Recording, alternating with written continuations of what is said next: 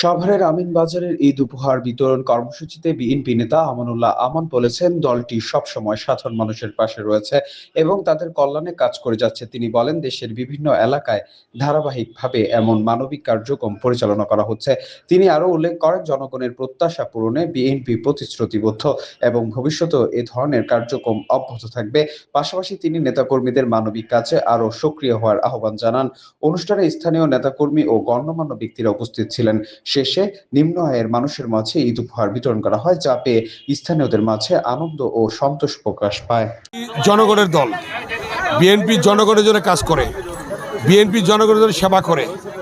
সেই নির্দেশনা আমাদের মাননীয় প্রধানমন্ত্রী বিএনপি চেয়ারম্যান জনাব তারেক রহমান দিয়েছেন এবং সেই লক্ষ্যে আজকে তার অংশ হিসাবে আমিনবাজারে গরিব দুঃখীদের মাঝে, মা বোনদের মাঝে আজকে ঈদ সামগ্রী বিতরণ করা হচ্ছে।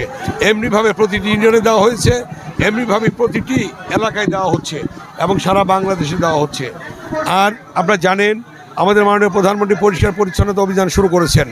গত 14ই মার্চে আমরা শনিবার শুরু করেছি এবং এটা অব্যাহত থাকবে। আগামী 28 তারিখে আমরা হসপিটালগুলি আমাদের কেরানীগঞ্জ, মালঞ্চ, আপনার হেলথ কমপ্লেক্স, আমাদের হজরতপুর হেলথ কমপ্লেক্স, আমাদের আমিনবাজার হেলথ কমপ্লেক্স 28 তারিখে আমরা পরিষ্কার পরিচ্ছন্নতা অভিযান শুরু করব। সেখানে আপনারাও থাকবেন, আপনারাও অংশগ্রহণ করবেন ইনশাল্লাহ। 28 তারিখে 3টার সময় আমিনবাজারে। এবং আমরা জানি এবং আপনারাও জানেন যে গণতন্ত্রে ফিরে আসতে হলে নির্বাচনের বিকল্প নেই। সেই নির্বাচনই বাংলাদেশে হয়েছে, সুষ্ঠু নির্বাচন এবং নিরঙ্কুশ সংখ্যাগরিষ্ঠতার মধ্য দিয়ে বিএনপি আজকে ক্ষমতায় এসেছে এবং আল্লাহ তাআলা এনেছে এবং এর মধ্য দিয়ে জনগণের সেবা করার আল্লাহ তাআলা সুযোগ করে দিয়েছে। আপনারা দেখেছেন, আমাদের হাতের ভোট দেওয়ার আঙ্গুলের কালি শুকানোর আগেই পূর্বেই আপনার আজকে মাননীয় প্রধানমন্ত্রী যে প্রতিশ্রুতি দিয়েছিলেন যে আপনার খাল খনন কর্মসূচি শুরু হয়েছে, উদ্বোধন হয়েছে। ফ্যামিলি কার্ড শুরু হয়েছে।